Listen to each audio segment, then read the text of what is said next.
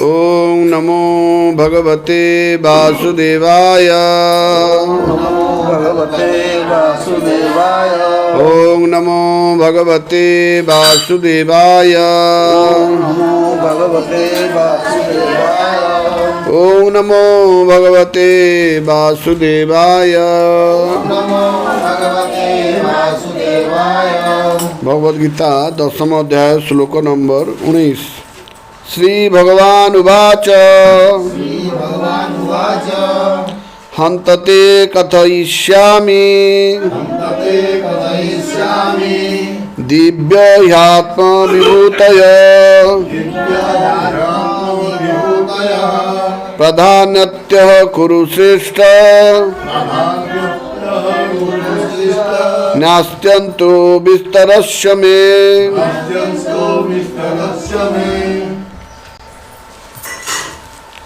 शब्दानुवाद।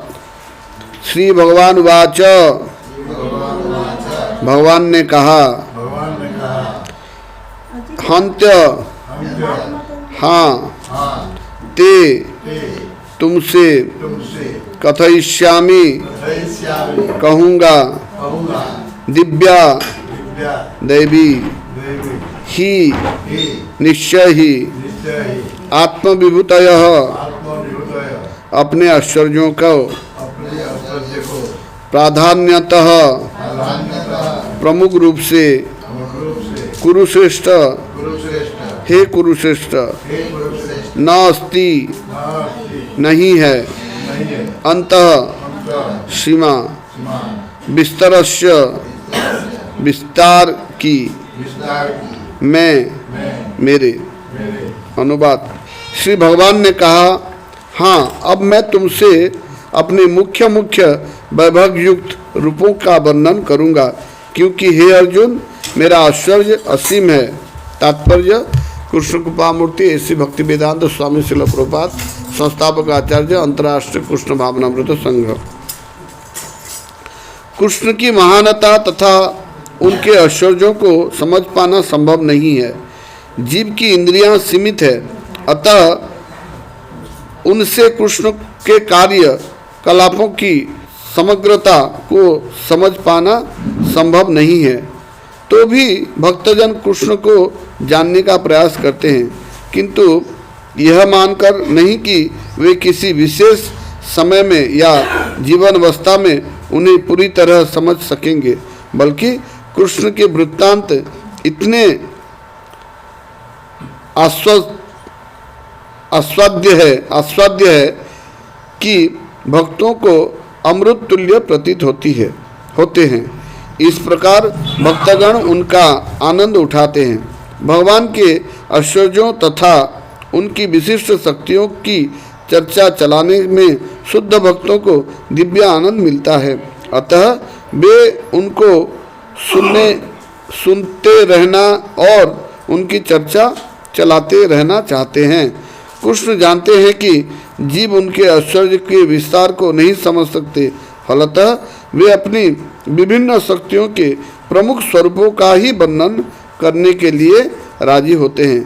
प्रधानतः शब्द का यहाँ अत्यंत महत्वपूर्ण है, क्योंकि हम भगवान के प्रमुख विस्तारों को ही समझ पाते हैं, जबकि उनके स्वरूप अनंत हैं। इन सबको समझ पाना संभव नहीं है। इस श्लोक में प्रवृत्त विभूति शब्द उन ऐश्वर्यों का सूचक है जिनके द्वारा भगवान सारे विश्व का नियंत्रण करते हैं। अमरकोश में विभूति का अर्थ विलक्षण ऐश्वर्य है। निर्विशेषवादी या सर्वेश्वरवादी न तो भगवान के विलक्षण ऐश्वर्यों को समझ पाता है, न उनकी देवी शक्तियों की स्वरूप को। भौतिक जगत में तथा वैकुंठ लोक में उनकी शक्तियां अनेक रूपों से फैली हुई है। अब कृष्ण उन रूपों को बताने जा रहे हैं जो सामान्य व्यक्ति प्रत्यक्ष रूप से देख सकता है।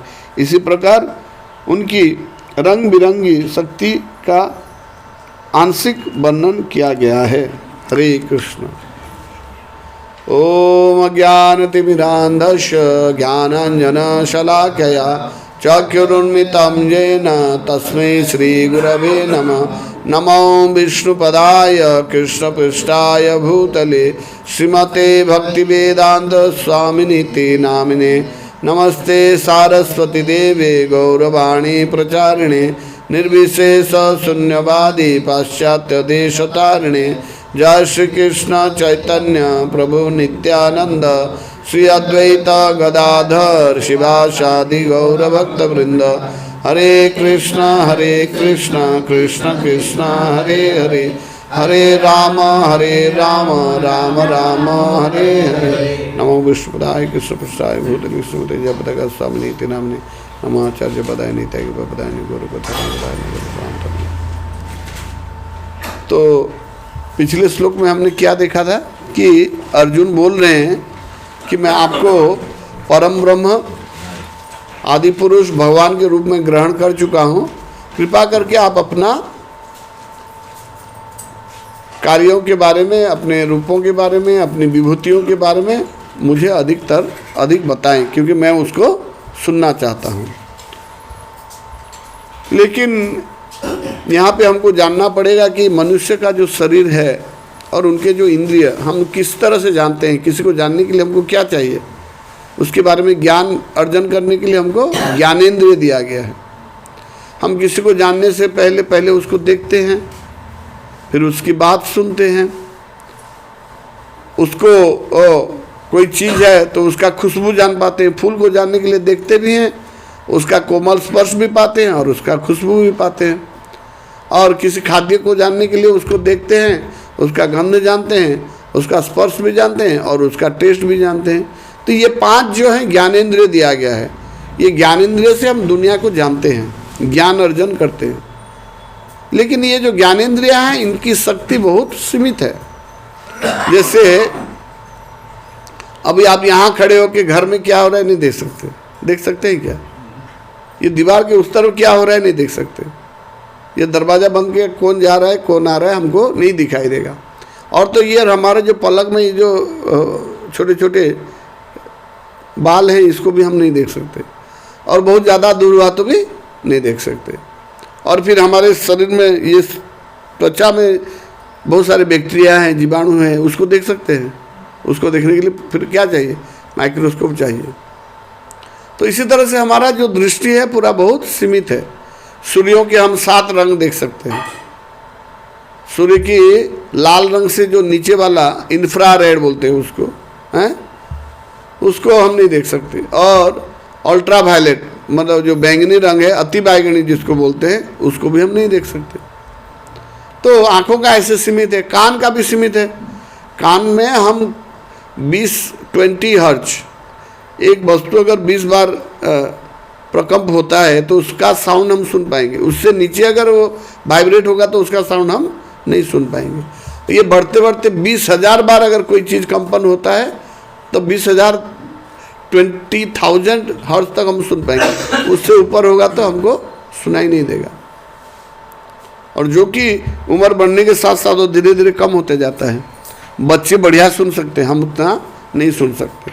हम मोबाइल में कभी कभी एक ऐसा ऐप आता है जिसमें आप कितना सुन पाते हैं, आप उसको साउंड देगा, आप स्विच दबाएंगे, फिर आपका उम्र बता देगा वो कि आप कितने उम्र के हैं। आप ज़्यादा सुन पा रहे हैं तो कम उम्र के हैं, और धीरे धीरे कम होता जाता है। ये 20 से ऊपर बढ़ता हुआ जाएगा और 20,000 से कमता हुआ जाएगा, और एक समय में सुनाई भी नहीं देता है। तो कान का भी ऐसा शक्ति है, फिर नाक का भी शक्ति है। हमारा आघ्राण शक्ति, जैसे कुत्ते का आघ्राण शक्ति हमसे बहुत ज़्यादा है। साइंस बताते हैं, साइकोलॉजी बताता है कि 1 लीटर पानी में अगर 1 बूंद केरोसिन मिलाया जाए तो उसमें से जो खुशबू निकलेगा हमको वो समझ में आता है, लेकिन उससे कम नहीं आएगा। लेकिन जो कुत्ता होता है 100 लीटर पानी में 1 बूंद केरोसिन मिलाया जाएगा तो उसको भी वो सूंघ सकता है। उसका सूंघने का पावर हमारे से 1000 गुना ज़्यादा है। ऐसे सुनने का शक्ति अगर देखेंगे तो जो आउल जिसको हम उल्लू कहते हैं, उल्लू का सुनने का शक्ति हमसे बहुत ज़्यादा है। वो पेड़ पे बैठा रहता है और चूहा कहाँ पे है उसका हार्ट बीट वो सुन सकता है। चूहे का दिल का धड़कन सुन लेता है, और सांप का देखने का शक्ति बहुत ज़्यादा है, या फिर उसका सूंघने का शक्ति, वो सूंघ सूंघ के रास्ता बता देता है। तो देखेंगे हम कि हमारा जो इंद्रिय है ये बहुत, उनका पावर बहुत लिमिटेड है। तो इससे भगवान को जानना, और भगवान का इंद्रियों का पावर अनलिमिटेड है।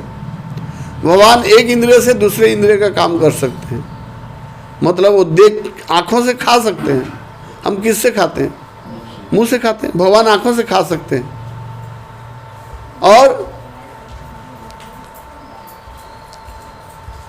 कान से बोल सकते हैं, समझ गए ना? कान से बोल सकते हैं और मुंह से देख सकते हैं। किसी इंद्रिय से भी कोई इंद्रिय का काम कर सकते हैं। ऐसा नहीं भगवान नहीं, देवता लोग भी, उनका इंद्रिय हमसे बहुत ज़्यादा पावरफुल होता है।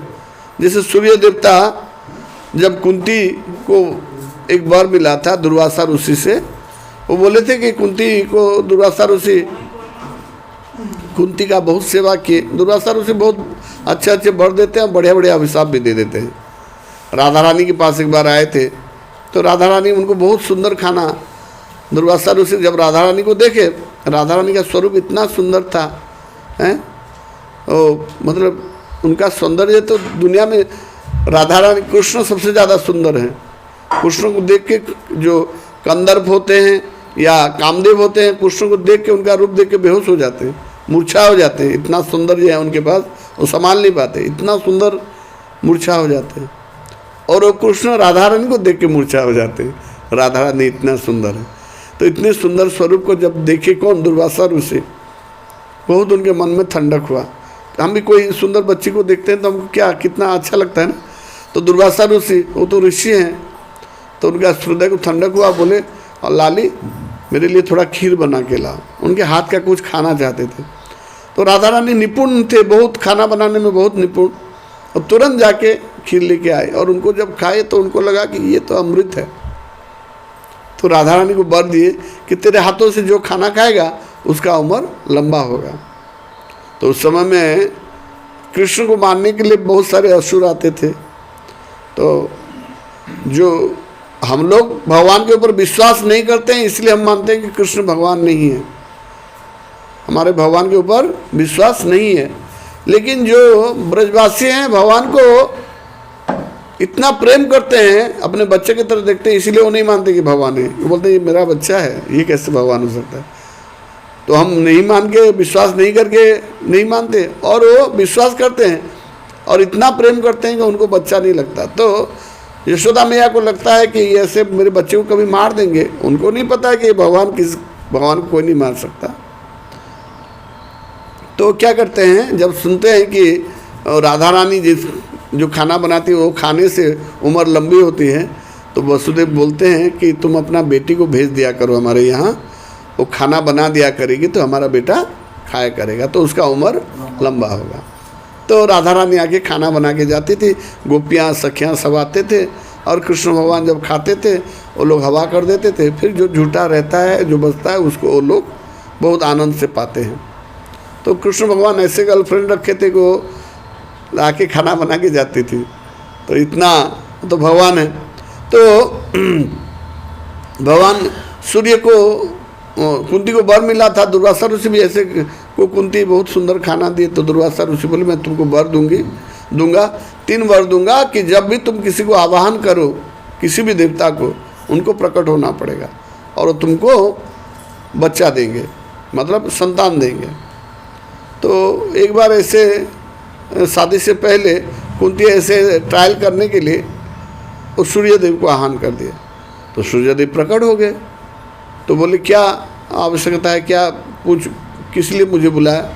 बोले नहीं नहीं, ऐसे दुर्वासा ऋषि ने मुझे वर दिया था, मैं थोड़ा ट्राई कर रही थी। तो सूर्य भगवान बोले मैं तो तुमको संतान दे के जाऊँगा, मुझे तो मतलब इसी हिसाब से आदेश मिला है। तो कुंती बोली मैं तो अभी मेरा शादी भी नहीं हुआ, आप संतान देंगे तो कैसे होगा? नहीं, बोला नहीं तो मैं संतान दूंगा। और सूर्य सिर्फ ऐसे नज़र से उनको गर्भाधान उनका हो गया, कुंती मैया का देख के, मतलब आँखों से किसका काम किए? जननेंद्रिय का काम किए। हम लोग बच्चा पैदा करने के लिए हमको स्त्री पुरुष का मिलन होना पड़ता है, लेकिन वो सिर्फ देख के बच्चा पैदा हो गया, और वो भी कान से पैदा हुआ, तो उसका नाम दिए कर्ण। और लेकिन कुंती सती हैं, उनका सतीत्व तो उसमें नष्ट नहीं हुआ था। जो 7 सती को हम याद करते हैं उसमें से कुंती महारानी है। तो कहने का अर्थ है कि भगवान का इंद्रिय दिव्य है। भगवान कहा जाता है उनका, हम जानते हैं कि हमारे आसपास क्या हो रहा है, लेकिन हमारे शरीर के अंदर क्या हो रहा है, हमारा हृदय कैसे धड़क रहा है, हमारा रक्त कैसे अलग अलग वेन में या आर्टरी में कैसे जा रहा है, ये हमको नहीं पता। हम सोने के बाद भी हमारा सांस प्रश्वास चलता रहता है। सारा चीज़ हम कंट्रोल नहीं कर सकते, नहीं जान सकते, लेकिन भगवान सब कुछ जानते हैं। मतलब कहा जाता है कि जो एक काला ग्रह में अमावस्या के दिन एक काले गुम्फा, अंधेरे गुम्फा के अंदर जो काला पत्थर के ऊपर जो काला एक रेखा है, कोयला का एक काला रेखा है, उसके बारे में भी भगवान को ज्ञान है। तो भगवान सर्वज्ञाता है, तो भगवान को हम नहीं जान सकते। लेकिन फिर भी भगवान यहाँ पे जब अर्जुन पूछ रहे हैं कि आपका जो विभूति है, विभूति मतलब विलक्षण प्रतिभा, जो कि हमको समझ में नहीं आता है।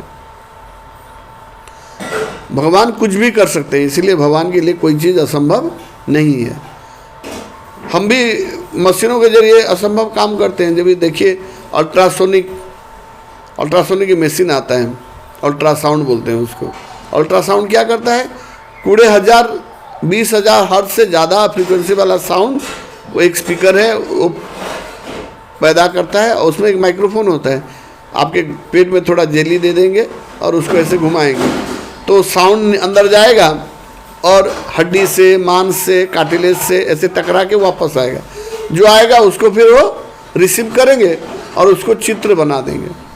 तो पेट के अंदर क्या है, हड्डी है, हड्डी टूटा है कि बच्चा आ गया है, बच्चा का दिल धड़क रहा है, दिल में सही दिल है या नहीं, बच्चा लड़का है कि लड़की है, सब ऊपर से पता कर लेते हैं। मतलब कान से देखते हैं, वो क्या है, मुंह से बोल के कान से देखते हैं।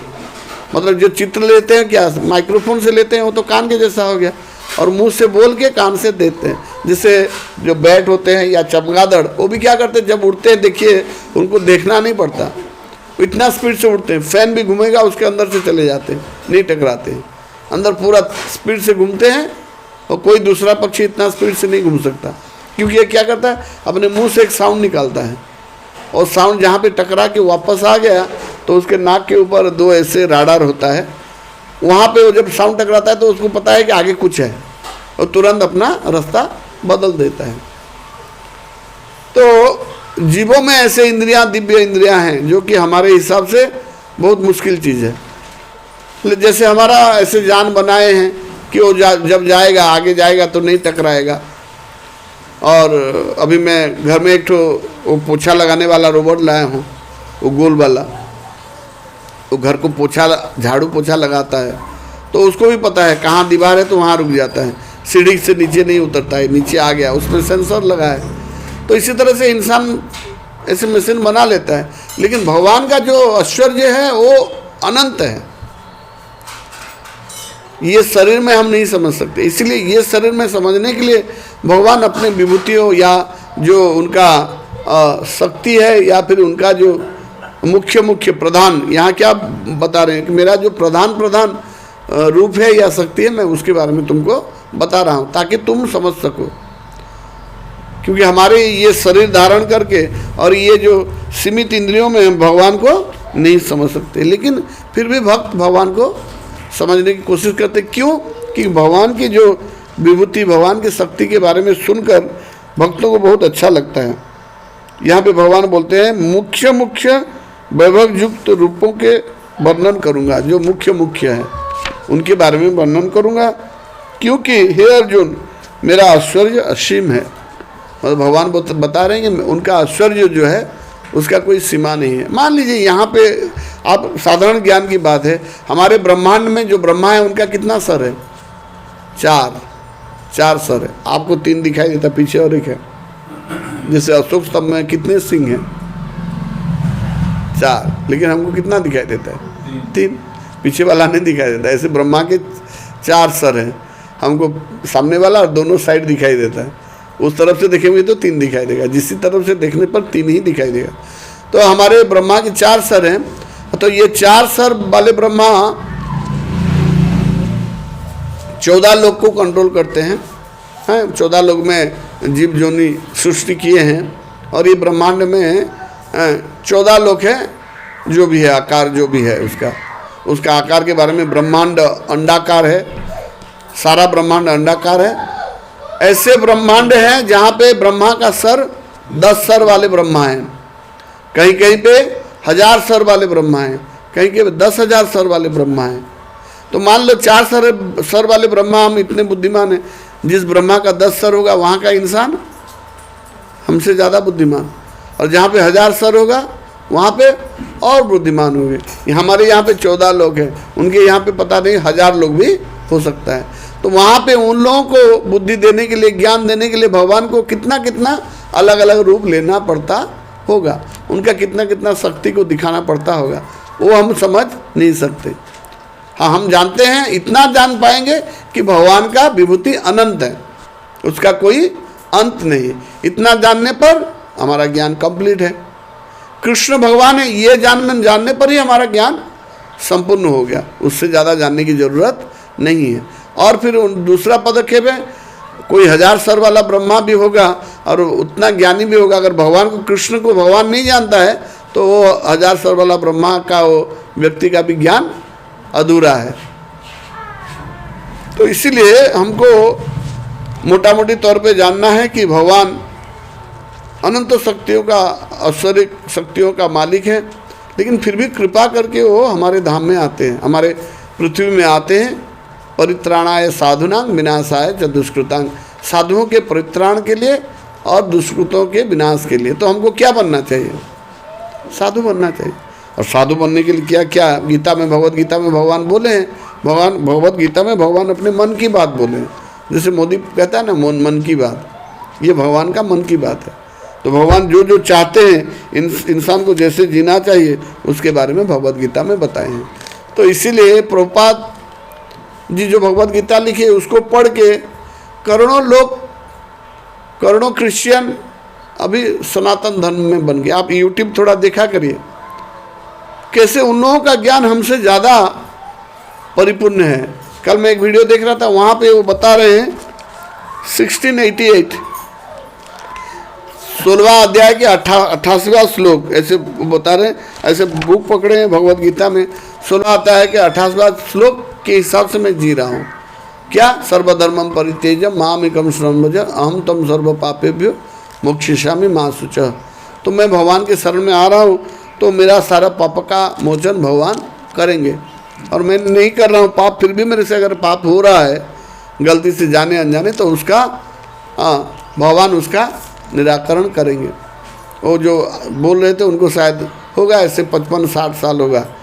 तो भगवान की गीता को पकड़ के वो अपनी ज़िंदगी को जी रहे हैं। हम लोग क्या करते हैं, गीता में लाल कपड़ा बांध के ठाकुर जी के पास रख देते हैं, यहाँ पे आके सुनते हैं। बाद में कभी कोई जाता है, कितना श्लोक आज बोले, कौन सा श्लोक बोले। यहाँ पे जितने भी बैठे हैं, हम सबको क्या करना चाहिए, डायरी लेके जो भी बोला जा रहा है उसको लिखना चाहिए। डायरी हमारे स्टॉल में मिलता है, इस्कॉन का डायरी मिल रहा है, उसको लेके लिखना चाहिए। क्योंकि ज़िंदगी में इंसान, मानव जीवन इतना आसान, इतना इजीली नहीं मिलता है। तो हमको ये तपस्या में गुजारना चाहिए। और तपस्या करने के लिए हम ऐसे तो कितना चीज़ कर लेते हैं, इसमें कितना समय जाता है, कितना खर्चा हो जाता है। तो यहाँ पे आके खाली हम बैठेंगे, इस कान से सुनेंगे, ऐसे सोते रहेंगे, फिर ख़त्म हुआ तो चलो प्रसाद खाओ और निकल लो, ऐसे नहीं। जीवन का मतलब उद्देश्य है भगवान को जानना और भगवान का भक्ति करना। भक्ति करने के लिए उनके ऐश्वर्यों को जानना पड़ेगा। आप किसी से प्यार करते हैं तो उसके बारे में सारा कुछ जानते हैं, उसको कौन सा रंग पसंद है, उसका फेवरेट हीरो कौन है, उसका फेवरेट सॉन्ग कौन है, उसका खाने में क्या पसंद है, आपको सब पता होता है ना, जिससे आप प्यार करते हैं। भौतिक जीवन में अगर किसी इंसान से प्यार करते हैं तो उसका पसंद नापसंद आपको जानना पड़ता है। तो भगवान इतने बड़े आदमी हैं। आप चीफ मिनिस्टर से आपका मान लीजिए मुलाकात हो गया, मतलब कोई रिलेशन हो गया नवीन पटनायक से, तो आप क्या करेंगे, उनको क्या क्या अच्छा लगता है उसके बारे में जानेंगे। इतना बड़ा आदमी से मेरा रिलेशन है, लेकिन एक छोटा सा स्टेट का चीफ मिनिस्टर है, ये अनंत कोटि ब्रह्मांड के मालिक, उनका पसंद नापसंद हमको जानना चाहिए कि नहीं? लेकिन हम अंदर से बोलते हैं हम भगवान पे विश्वास है, लेकिन अंदर पे अगर सही तरह से देखें तो हम नहीं मानते भगवान को। अगर मानते होते, अगर उनका 100% विश्वास होता तो उनका पसंद और नापसंद के बारे में हमको मालूम होता, और हम वो कैसे जीने के लिए बोले भगवत गीता को हम अपना जीवन में उतार लेते हैं। क्योंकि हमारा क्या हो गया, हमारा अल्प ज्ञान भयंकर ही हो गया, तो हम इतना ध्यान नहीं देते। लेकिन जो विदेश में लोग होते हैं उनके लिए नया चीज़ है तो इसको जानने लगते हैं। हरे कृष्ण।